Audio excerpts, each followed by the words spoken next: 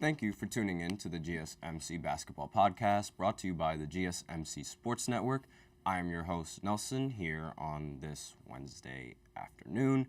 It's really gloomy, very boring outside. You guys can't see it, but it really doesn't matter. So let's talk basketball. So in the first segment, we are going to be covering Jason Kidd, who is right now on the hot seat after the recent Dallas Mavericks loss to the Pacers. Luka was visibly not unhappy on the bench of this game, so we're just going to quickly talk about that and his tenure, what it's been like, what some fans are talking about, and their opinions on the head coach. We're also going to talk about, in the second segment, we're going to talk about Trae Young on his podcast because he did have some things to say about his future with the Atlanta Hawks as well as defenses in the NBA. So I'd like to talk about that a little bit. And in the third segment, as usual, we're going to do a quick recap of all the games that went down last night. And there were a lot of upsets last night, so we're definitely going to acknowledge some of that. We also have a special fourth segment that I reveal at the end of every third segment, so stay in tune for that if you are interested. But before I dive into this first segment, I'd like to remind everybody, as always, to please remember to use the link that is in the description or the link that is displayed below the ticker on every single show segment. That is GSMCpodcast.net. And we use this link to get your comments recognized and to donate. It really helps the show. It helps make it much more interactive between myself and you guys. So once again, the link is GSMCpodcast.net. And with that out of the way, we can go right ahead and go into our first segment, which is going to talk about Jason Kidd and him being on the hot seat with the Dallas Mavericks. But before I go into the specifics as to why he's on the hot seat, the biggest reason that he's on the hot seat now is because the Dallas Mavericks, they were on a roll at one point in this season with Luka scoring 70-plus points, and they were winning a bunch of games the second that Kyrie got back. And after they were winning a bunch of games, they sort of regressed, and they went back to being a team that just started losing a bunch of games. And one of the biggest reasons as to why they were losing a bunch of these games was because of their defense. And I'm just going to pull up the box scores and the schedules of all the recent games that they've played. So recently, right now, the Dallas Mavericks are 8th in the Western Conference when they were 6th at one point. So right now they're looking like they're going to be a play-in team, which is not ideal if you have a player like Luka Doncic and Kyrie Irving on the roster. So being a play-in team is extremely disappointing if you're the Dallas Mavericks.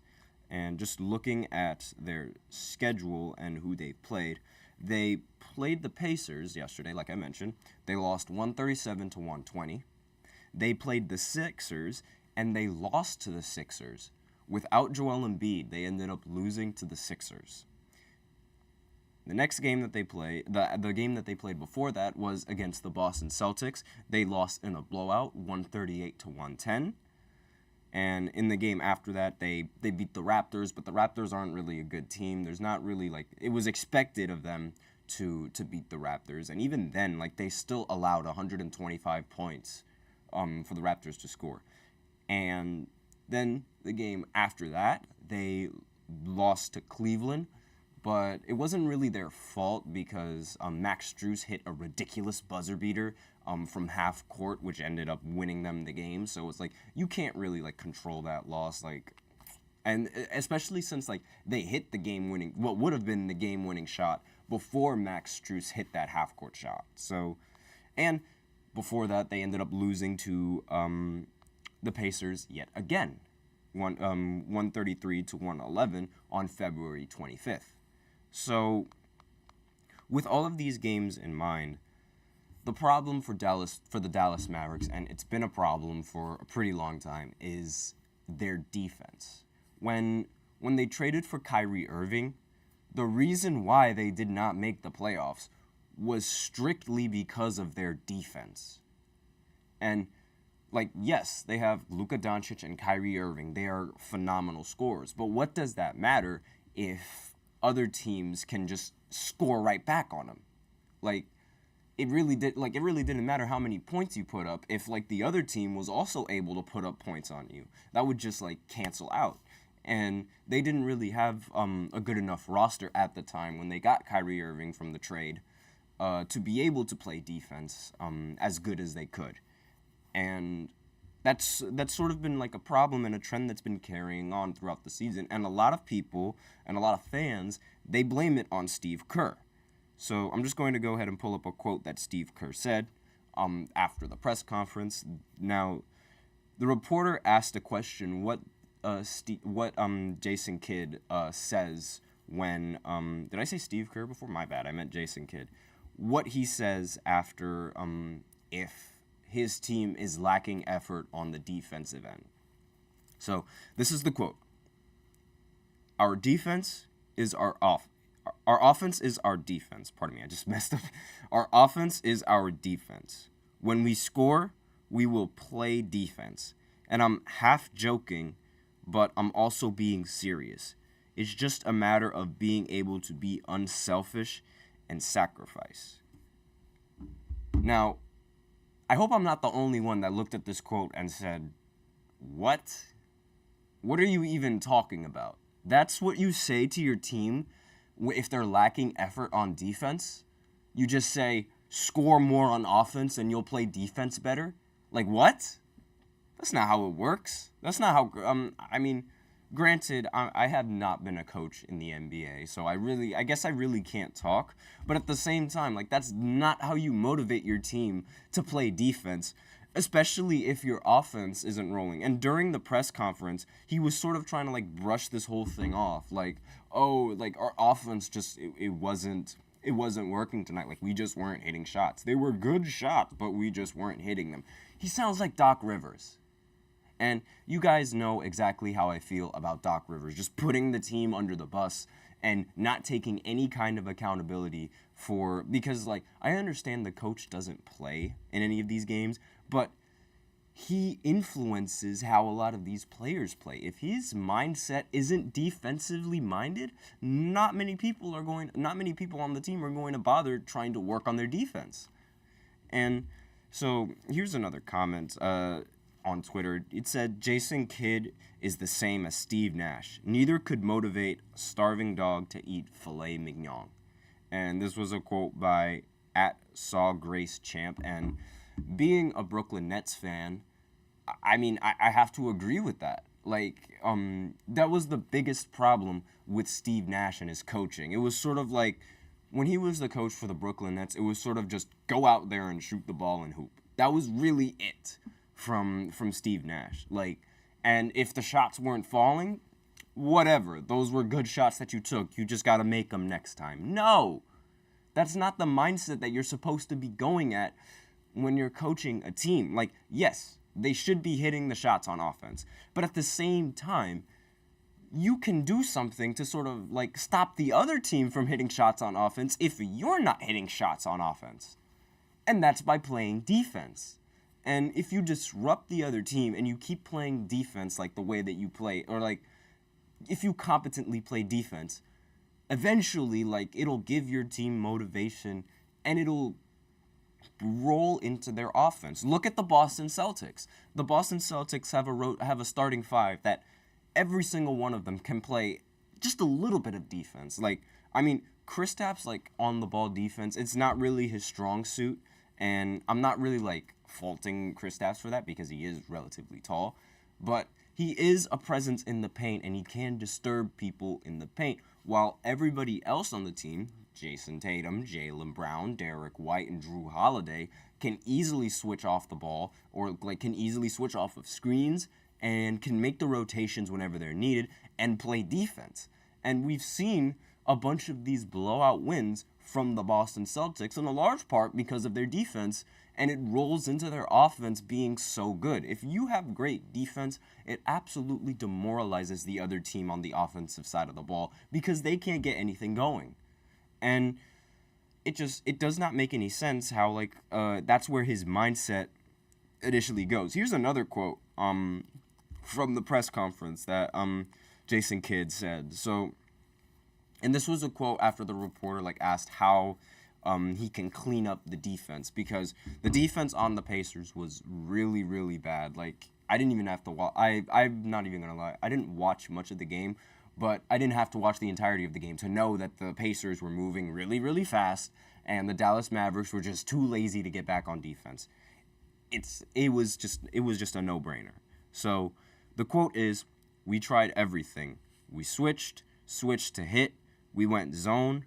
For us, it's about the rotations, not giving up the corner three.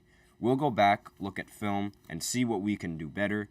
This is actually a great test for us." Now, this shouldn't have even been a test if you're the Dallas Mavericks.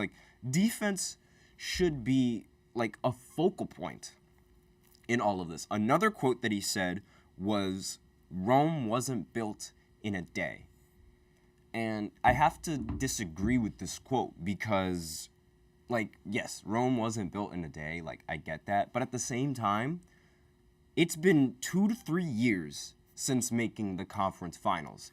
And somehow the Mavericks have only regressed since then. And it doesn't, I understand, how part of it is, oh, the rest of the teams in the West are really, really good. But, still, that is not ideal.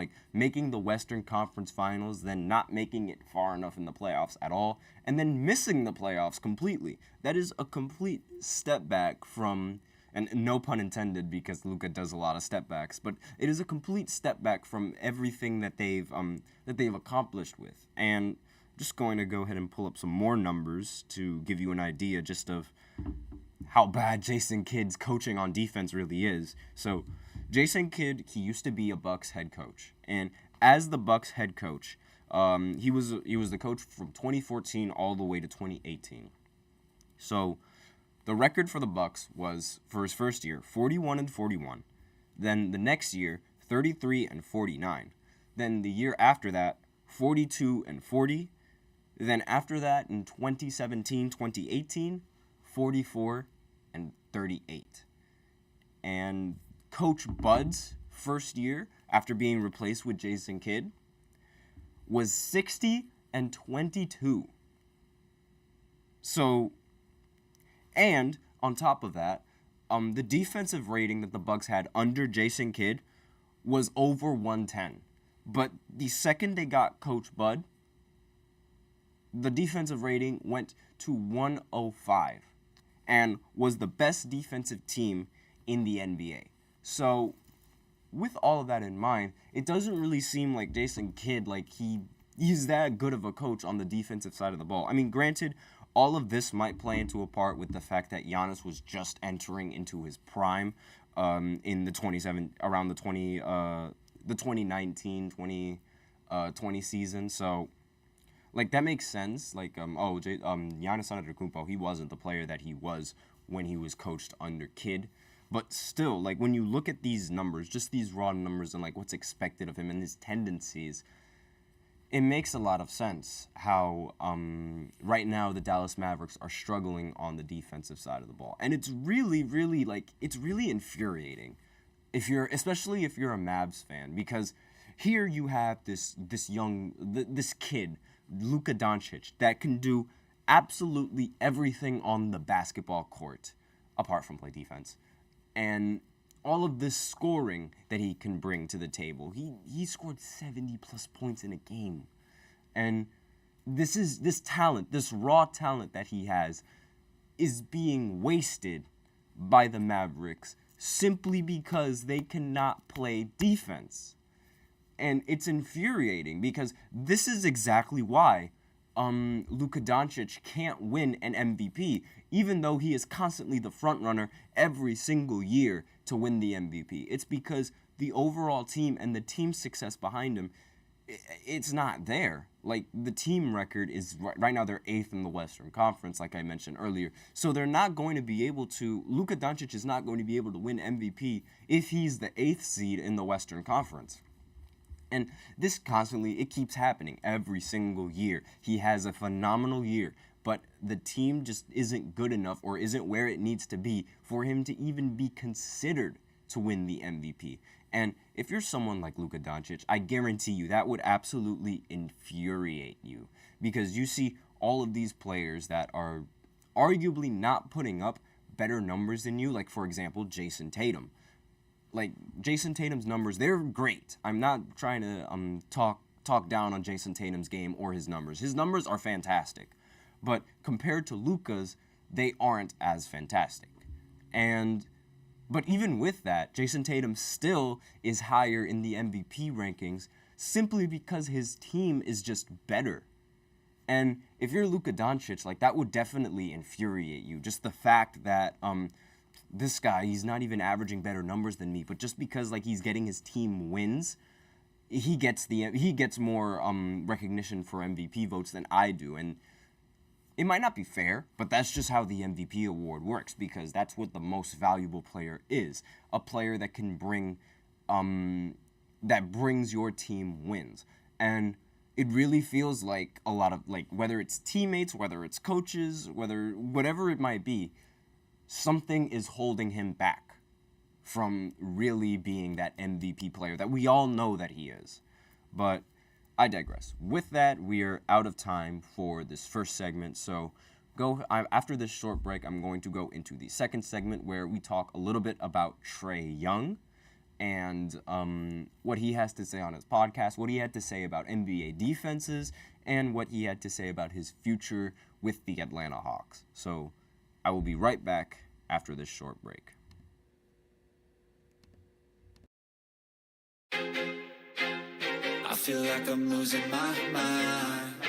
Is everybody in the world blind? Please, Lord, give me a sign, a sign. I feel like I'm losing my mind. Is everybody in the world blind? Please, Lord, give me a sign, a sign. I wanna be the greatest. Everybody on the fake shit. I look around and feel like everybody is the fakest. I make this every day and I'm impatient, hoping one day I blow up from the basement. Statement, the top is so vacant. I don't hear shit that I think is amazing. Waiting for my day when I'm playing sold out shows for 1,000 faces. Hey, give me that crown, get in my way and to be put down. It ain't your place, all this my town. If I want that shit, then I'll get it right now.